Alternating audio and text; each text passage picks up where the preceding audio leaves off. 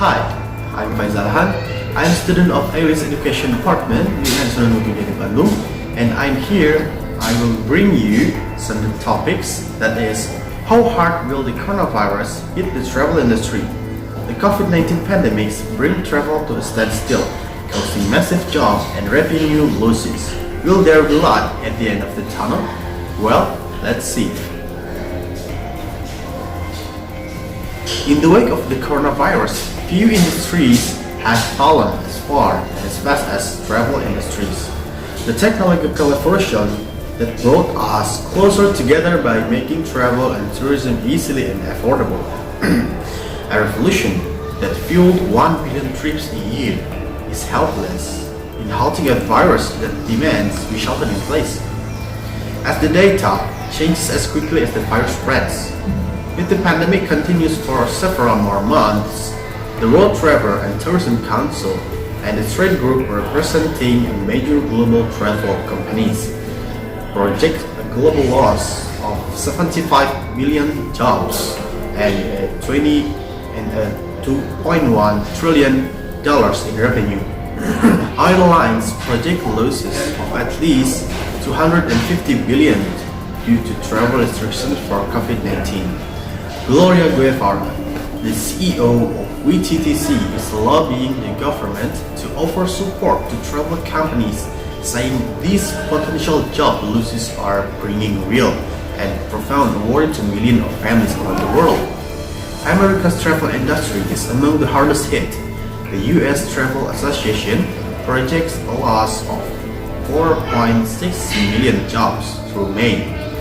U.S. weekly jobless claims skyrocketing to a stunning 6.6 million, doubling in a week, and by far the biggest spike in half a century.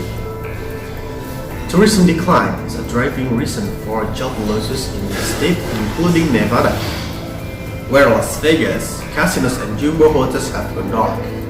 Much for the tourism industry built its financial strategy around a trouble-free future, planning for eternal blue skies, open borders, high tourism demand, and an 8 trillion industry that defies the ups and downs of the market. I am AZIZAH from class 3. In packages to the rescue, airline could benefit from several provisions of the stimulus with detail $425 billion from Federal Reserve for distressed industries and $75 billion in loans and $25 billion in direct grants on condition that the government taking a stake in companies and they can use the money to buy back the stock. The bailout comes on the heels of a $100 million bill Congress passed a week before, which provide increased unemployment insurance, paid sick leave, extended food assistance, and free testing for the virus. The emergency small business loans will be available through June. Hotels most affected by COVID-19. The lodging sector, with companies such as Marriott losing as much as 75% in revenue. Hotels and restaurants can benefit from the $350 billion lending program for small business and for a small adjustment to a federal tax law that could save them as much as $15 billion. This industry at sea. Besides, it turned out the shipping company had more to fight. The sector has lost $750 million in revenue since January. The losses will continue to rise, and it may delay until July or August. Unlike the hotels and airlines, cruise industries or cruise companies aren't eligible and in $500 billion in aid because they don't count as American enterprises, which means they pay almost no federal taxes and avoid many U.S. I'm going to retell or explain about a sign of thing to come in China. As we know that the pandemic was began from China, but today China has seen a sign of thing to come or like recovery of this pandemic.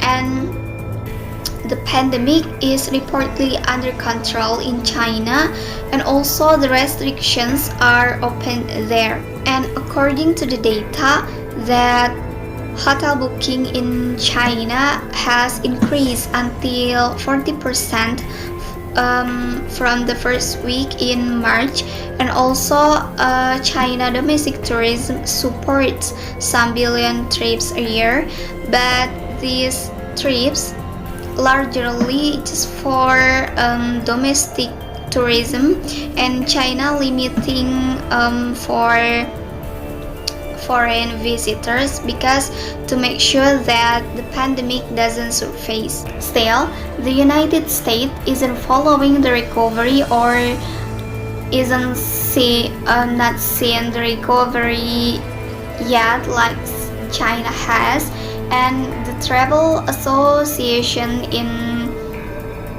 United States hope for the return and come back for business as usual.